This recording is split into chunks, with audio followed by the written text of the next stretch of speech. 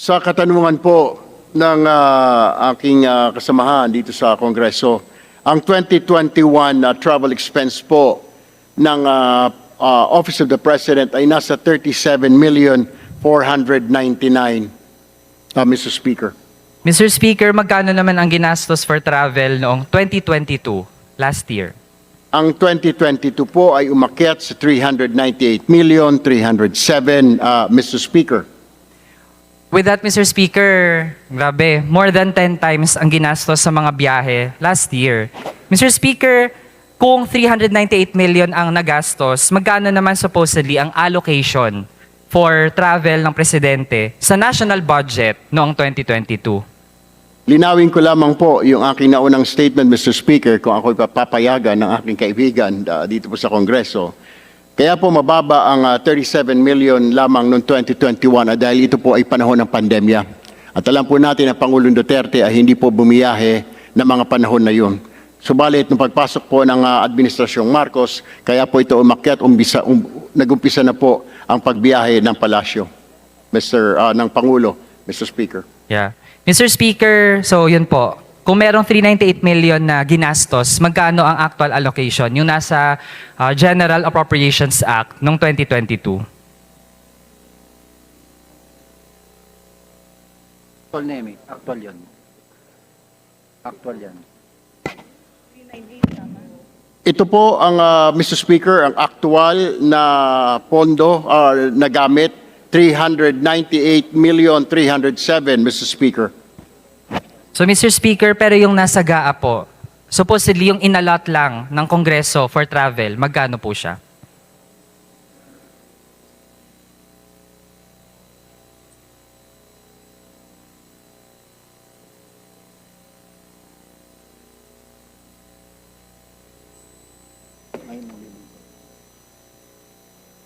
Mr. Speaker, sana po hindi mabawas sa time ko ang na ko-consume sa 114. pag-confer po na ating sponsor.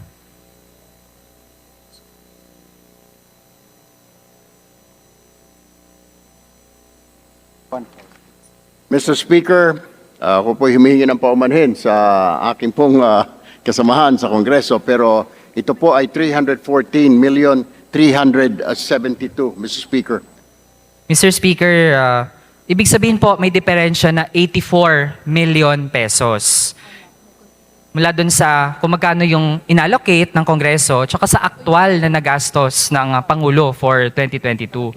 Mr. Speaker, ano ang funding source ng 84 million na diferensya? ONAC 2020. Ano po? 2020. 2021. Ang source po noon, Ginong Speaker, ay continuing appropriations, Mr. Speaker.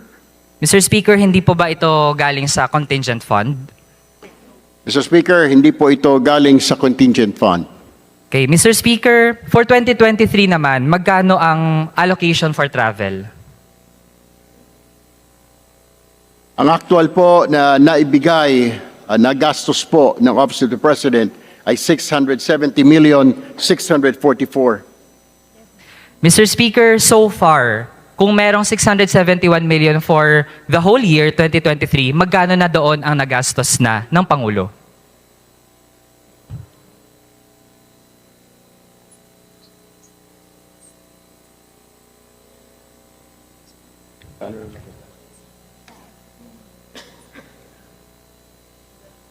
So far, Mr. Speaker, ang nagagastos po ng Office of the President para sa travel expenses ay nasa 418,535,969.46, Ginoong Speaker.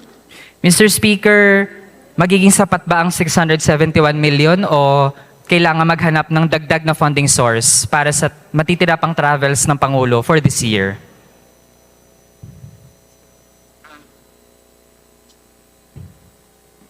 Mr. Speaker, may CONAP for 2022. Mr. Speaker, can the sponsor clarify? Ang 671 million, sapat na po ba yun? O kailangan pa mag-source from other funds? Ito po, Mr. Speaker, ay sapat na dahil kung titingnan ho, ngayon ay nasa Oktubre na ho tayo and wala na po mukhang ang travel ng Pangulo ay limited na sa mga panahon po na ito, Mr. Speaker. Mr. Speaker, for 2024 naman, ang travels ng Presidente ay shouldered ng alin pong line item sa budget, tsaka magkano?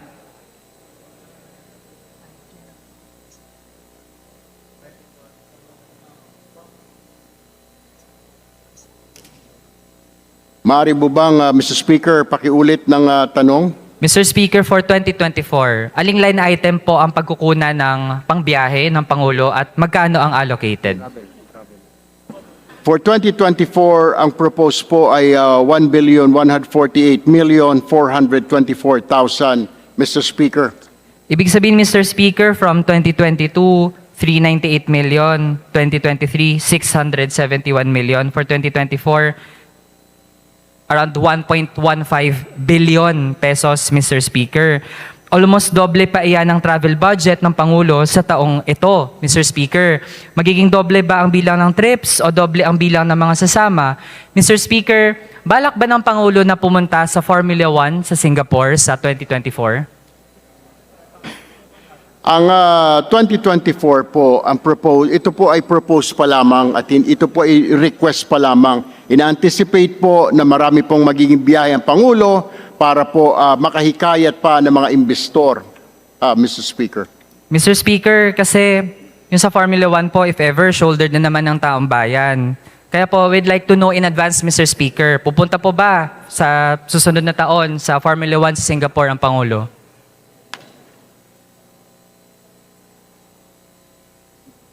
Ang presidential po, ang local engagement, foreign state at working visits ng Pangulo at pati ang visiting foreign state leaders, ministers at iba pang mga dignitaries ay nagmumula po dito sa mga pondo na ito ng Office of the President, Mr. Speaker. Mr. Speaker, hindi po head-on na nasagot yung ating tanong. And Mr. Speaker, ang First Lady din naman ay proud na dumalo ang Pangulo this year sa Formula 1 para sa networking.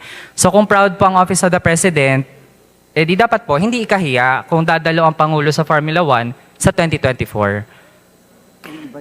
Ang biyahe po ng Pangulo sa Singapore ay ito po ay isang imbitasyon mula po sa isang grupo ay yung pong pagpapanood sa formula po. Ito po siya po ay naimbitahan laang, Mr. Speaker, in advance. Sige, Mr. Speaker, hindi ko na po ididiin kasi kahit mismo sponsor po natin ay nahihiyang i-admit kung dadalo next year ang ating Pangulo sa Formula 1 sa Singapore.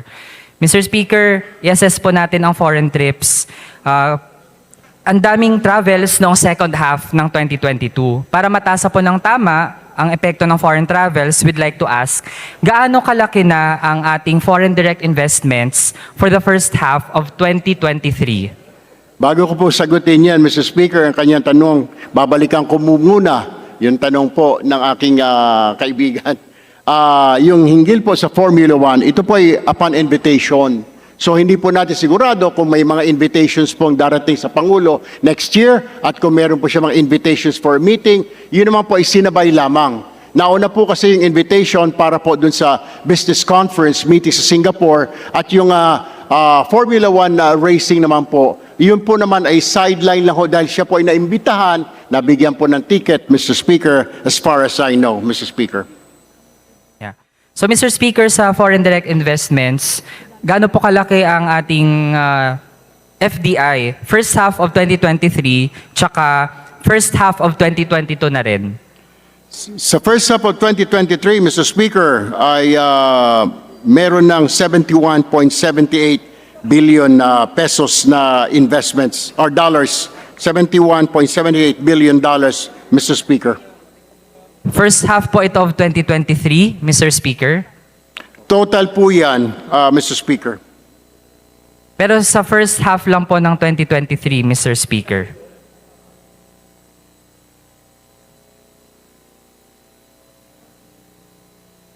Kasi Mr. Speaker, based sa ating... Mr. Speaker, ayan po ay susumitiho namin sa inyong tanggapan bago po matapos ang araw, Mr. Speaker. Sige. Mr. Speaker, kasi sa observation natin, first half of 2023, ang ating investments na pumasok ay nasa $4 billion.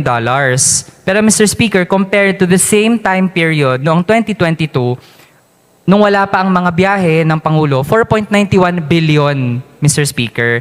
Tapos noong 2021, buong taon na po, Mr. Speaker, $10.5 billion. Or kung half year, nasa $5.25 billion, Mr. Speaker. Kaya mas malaki pa ang rate ng pagpasok ng investments sa bansa noong emergency pa ang pandemic kumpara ngayon, Mr. Speaker. Kahit na biyahe ng biyahe ang Pangulo. Kaya this implies hindi naman pag-attract ng FDIs ang pangunahing dahilan bakit biyahe ng biyahe ang Malacanang. Nababaon sa utang ang mga Pilipino sa dagdag na gastos. Kaya the Filipino people should not pay for the revenge travel of our top officials, Mr. Speaker.